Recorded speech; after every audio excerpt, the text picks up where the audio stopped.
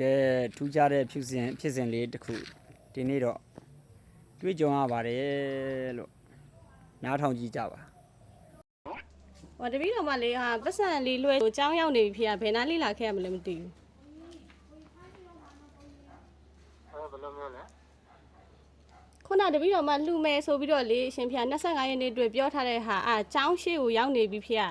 ဘယ်နာလေးလာခဲ့ရမလဲမသိလို့ဝင်ရပါတက်မဘယ်လိုပြောလိုက်ရမလဲဖေရတယ်ဒီတိုင်းဝင်နေလိုက်အရှင်ဖေဘွဲနာမည်လေးပြောပေးပါလားဩဘာသာဦးဩပါတတက်မအဲ့ဆိုတပည့်တော်ကြောင်းထဲကစောင့်နေလိုက်မယ်ဖေဒီကမိုင်းကတော့ဖောင်းခေါ်တယ်တက်မခေါ်တယ်ဖေကြောင်းရှင်းရောက်နေလို့ခေါ်ကြည့်တာဖေတက်မအဲ့ဒါလိုင်းရမရလို့လေရှင်ဖေဝေးကောက်နေရလဲပိတ်ထားတော့ကြတော့အဲ့ဒါလူကိုယ်တိုင်ပဲလာလှူလိုက်တာဖေရတယ်တက်မကြောင်းရှင်းရစောင့်နေလိုက်မယ်ဖေကဲဦးဇင်းတို့ဆိုတော့မျိုးတော်ပေါင်းတို့လည်းစွန့်ရက်ယူရဲဆိုရင်